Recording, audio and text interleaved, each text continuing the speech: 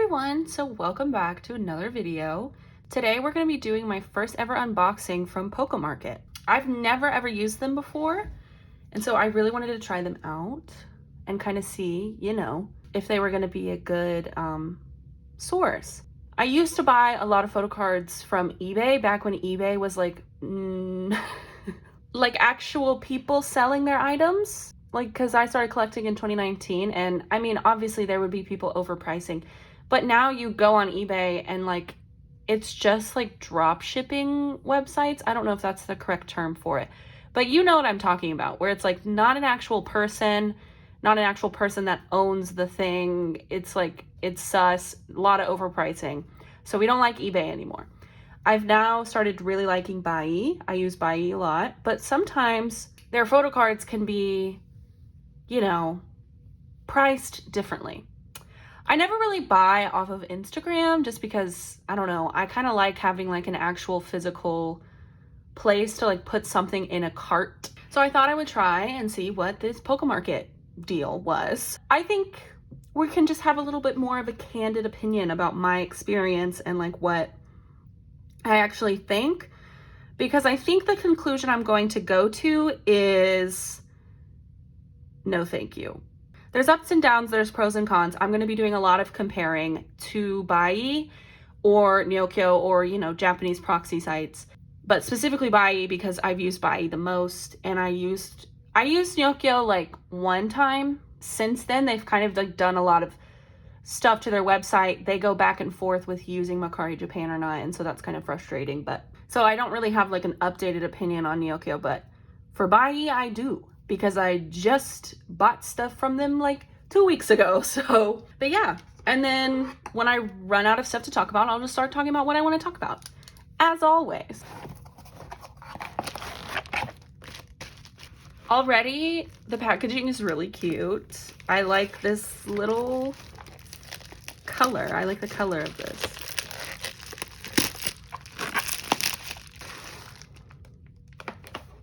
Oh, cute. Oh, this is a cute little box. Oh, I am gonna keep this box. So this is how the photo cards all come. So they're all stacked in there and sleeved. And this cute little plastic box. Wait, why am I obsessed with cute things? I kind of don't want to see what I bought because I kind of forgot. Okay. A little thank you card. So I guess let's just go ahead and go through each card. I guess I'll just put them on the side and then we'll do it like this. Oh, Lino. Okay, so every card comes in this sleeve. It's not a very good sleeve, but that's fine. It is a sleeve, and the photo cards don't look damaged at all. They look great. Or if they are, it's, lines from other photo cards, the normal stuff. Great. I guess let's just go ahead and talk about my experience, oh my god, a coon, with them and sort of my pros and my cons. So I would say big pro, you can kind of have access to different cards that would be overpriced other places, if that makes sense. A lot of NCT Korean press photo cards on there for relatively cheap, at least cheaper than they are for, people who don't live in Korea. So I think that sort of angle of it is nice, where you can sort of buy things that you wouldn't normally be able to buy. I love his hair like that. He's so cute. Okay, this one is in a real sleeve. Does it just depend on the seller or what sleeves they have? Because this is a real high quality one. Woo, Jungwoo. Are these organized?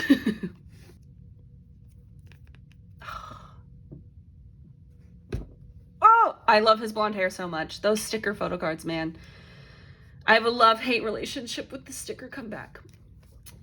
I was able to find, photo cards for some groups $1.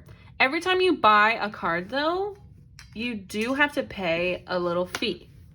Most of the time I was paying between $1 and $2 with the cards that I buy, just the prices I was looking for. They have a lot of groups. They don't have every group ever on there. Yes. Oh, this card's so cute. A lot of Jungkook in this haul, apparently. Oh, one of the things I'm already going to be mad about, okay? One con. Something that I love doing when I go shopping on Buyee is I search like group, member name, and then just do like the most cheap. And you have to scroll a little bit. You gotta scroll a bit. Oh, for those who don't know, the card that I bought in my Buyee haul was fake AF, so I had to rebuy this card. Love that for me. Learn from my mistakes and, you know, just take your time when buying photo cards. It's okay to look twice. Sometimes I just get so excited that I don't look. Oh. Okay, get back on topic. Quit admiring your photo cards and get back on topic. You have to scroll a little bit when going by least priced when you go on like Mercari Japan. But then I can sort of just like find the cheapest card. And so I like doing that. Well, what I don't like about pocamarket is that I think it's very easy to find cards because, you know, there's not a lot of, it's only photo cards, if that makes sense. And so you can just click on the top, you know, let's say I'm doing Renjin. I'm like, click NCT, click Renjin, and then I can just scroll through his cards and like what's available. Now, what I want is to be able to look at them based on price. You know, I want to be able to look at the cheapest Haechan photo cards or whatever, because that's usually, why did I do that? That's usually why I am looking for cards. What am I trying to say? Like, usually I will just like look for cards at good prices. Like, I don't specifically say, oh, today I'm gonna buy a Hello Future card. I do that for some comebacks, but for a lot of these groups, I have a lot of albums where I have no cards. So I'm not really looking for specific cards.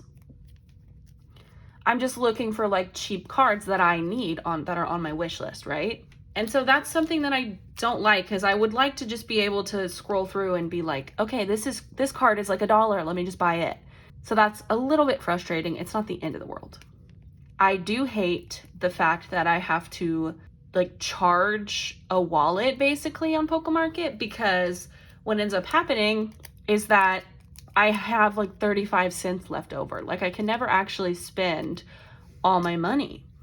And I find that very frustrating, because I would rather just, oh, I love this card so much. I would rather just buy it outright, you know? Oh, Stacy. I love her purple hair. Oh, we have to move on. Sorry. She's so pretty. I'm so excited to have a lot more of her cards. Yay. So yeah, those are my two biggest cons. Another big con was I felt like I was paying a lot of fees. So I chose the K-Packet shipping because it was $12, and the other form of shipping was $30, and I was gonna have to pay a $30 like fee and then $30 shipping. So it was actually gonna be like $60 just to get all the cards I had already bought sent to me.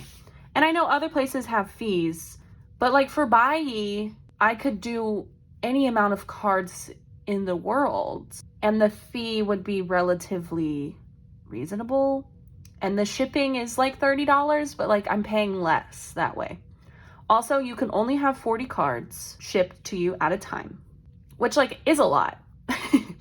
Don't get me wrong. For me, it's a lot, but some people like buy a lot of cards or buy sets of cards or whatever.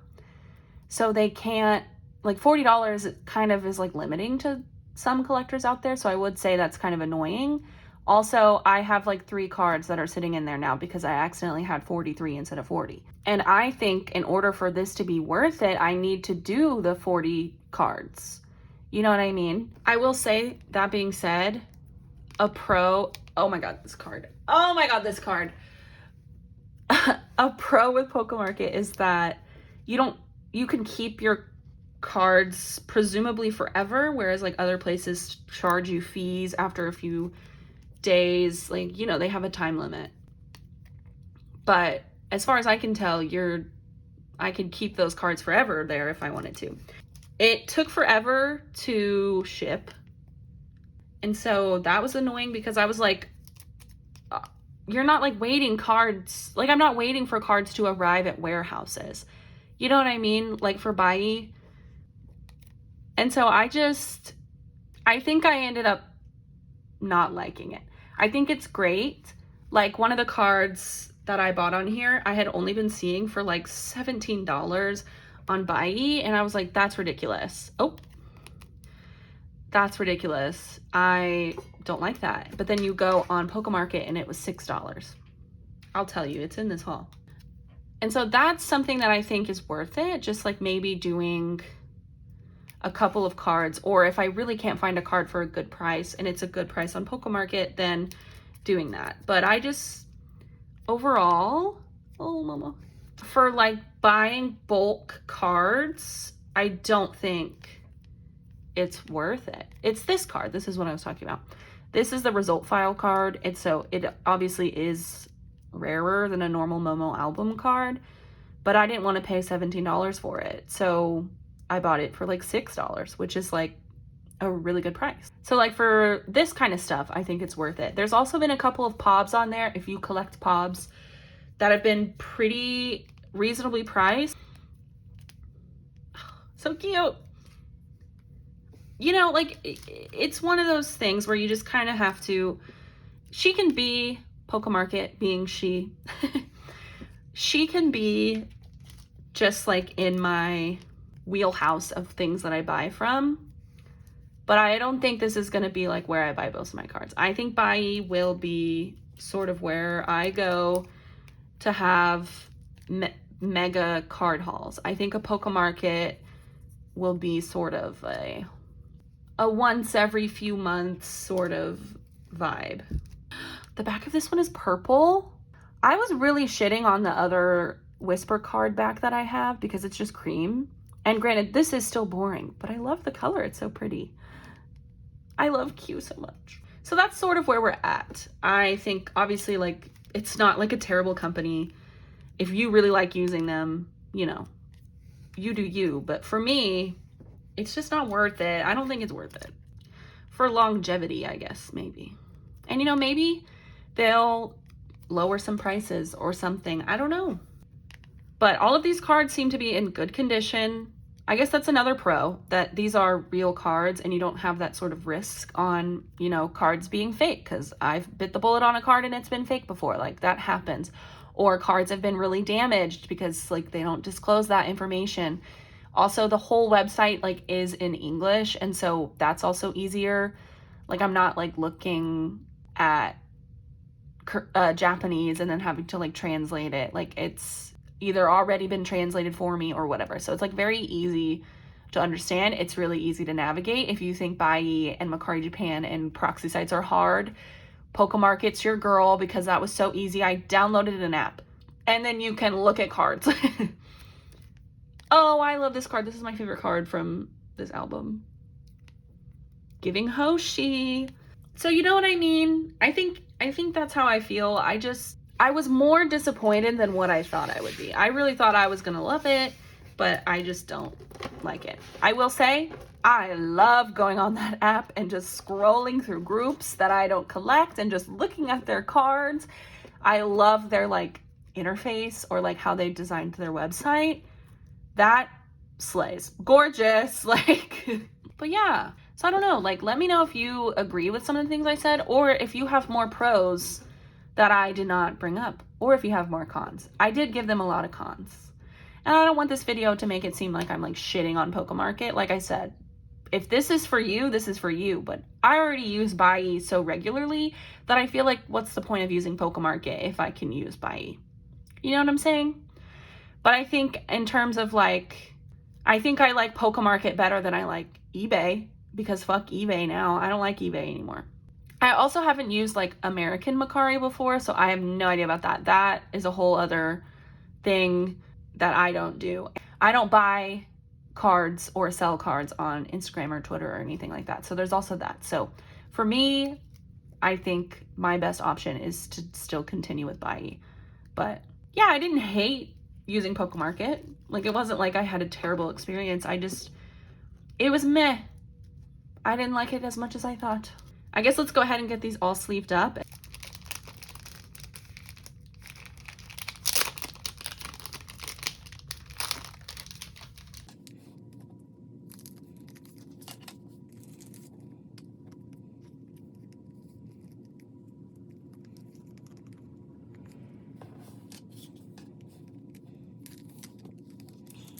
I guess we can sort of do an update. I sort of talked about like Queendom Puzzle a few weeks ago. I put off watching episodes, I guess 8, 9, and 10. Like, I finished the first elimination episode and then I just, life happens. I was watching other things, whatever. But I finally went back and I caught up. Let me just say, one of the things that I think could have been done better with Queendom Puzzle. Already, I guess, disclaimer, I am totally fine with the lineup. Like, I'm not overly sad about, like, anyone not making it. Maybe except for Chanmi or Dohwa from AOA, because I used to love AOA so much. And so, like, her not being in it, just because I think that she could use a group like this is kind of frustrating. But, like, the final lineup was sort of, like, I wouldn't say it was predictable, but I think everyone kind of knew what was going on. There wasn't anyone that I was like super shocked by. I would have been super shocked by Yanni if Yanni hadn't been in the top 7 the episode before. You know what I mean?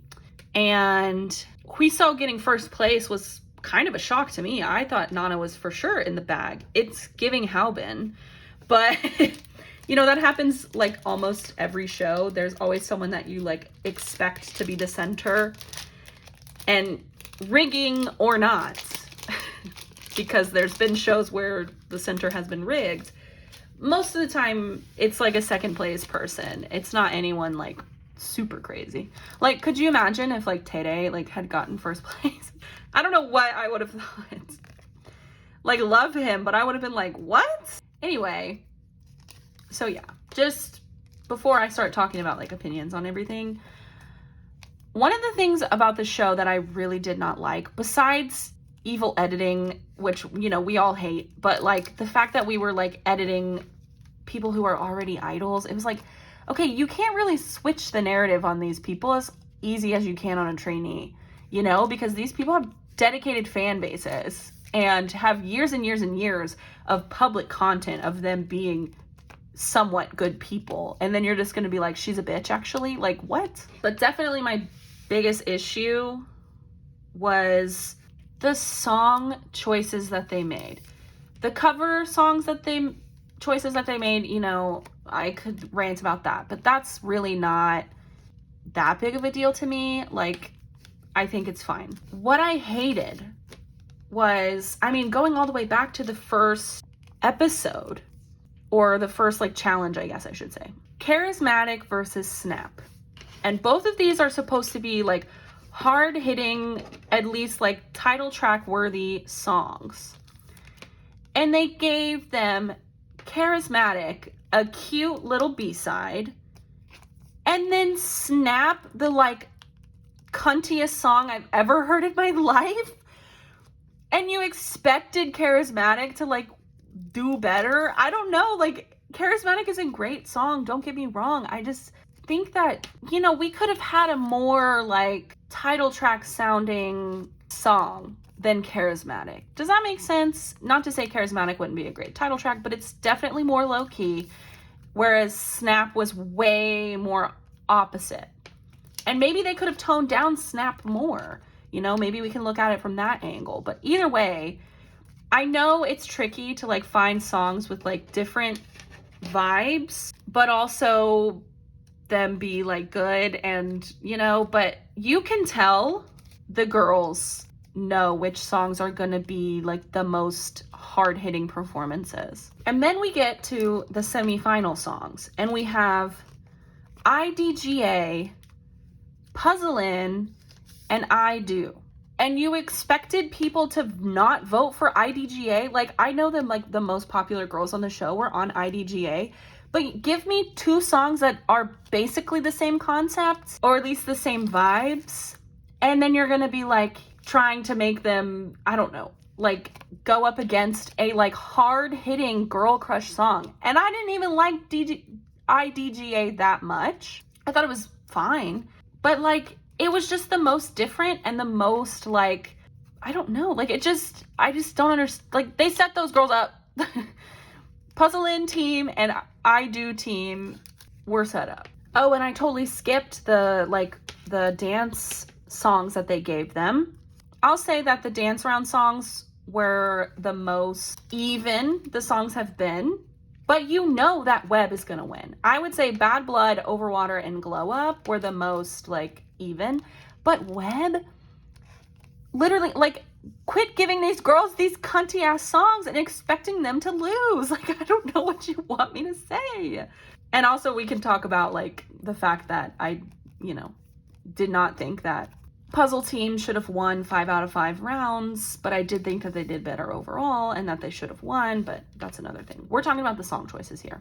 And then for the finale song, this is actually crazy because when you watch the performance little video where they're like trying to pick what song they want, of course they're fucking gonna pick Last Piece. Why would they not? That intro alone, Billionaire, once again, great song. I actually liked Billionaire a lot more than I thought I would. But it's the same thing of like giving these girls an option between like a B-side and a title track.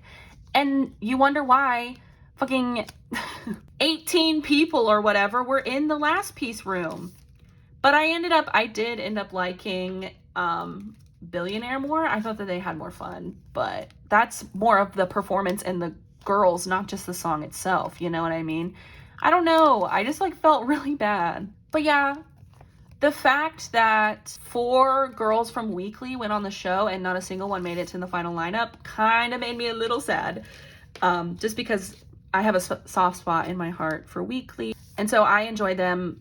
I do think that they need to go back to their tag me after school sound. We need to go back to cute girls dancing around because that's what you're good at, okay? What is Venpada? Is that what that comeback was? I don't even remember the title because I chose to forget about it. So go back to that, please, and thank you. Also, 3 Cherry Bullet girls, and still again, Cherry Bullet can never make the final lineups. Cherry Bullet, it just makes me really sad because their debut and their follow-up comeback were so good, and then they had member changes, and then we did really good with Hands Up. Hands Up was a great comeback. I loved it. And then, then you sort of change the vibes, and I don't know, I just feel like they haven't really had like a hard-hitting, not necessarily in sound, but just in like popularity, like a good, strong comeback in a while. And they're so good, that's the thing. I hope Ellie being on the show means that Weki Mickey will have a comeback because I love them too. I just, and I wonder how long it'll be before we get a Elza Up, fucking hate that name, an Elza Up comeback, because I'm actually really interested to see what sort of vibes they go for. Like, having Yan in the group and Yoram is like, I don't know, those are 2 like very established main slayers, you know what I mean? And like Kay obviously is like a grown-ass woman with a good-ass voice. Oh my god, I have 1 sleeve left. No, I just bought sleeves. But like Kay, not that she can't do like girl crushy concepts, she just like was in Lovelies. Like, they didn't really do those concepts for a while. And then like Rocket Punch, Yanni, like, I don't know, it's gonna be very interesting.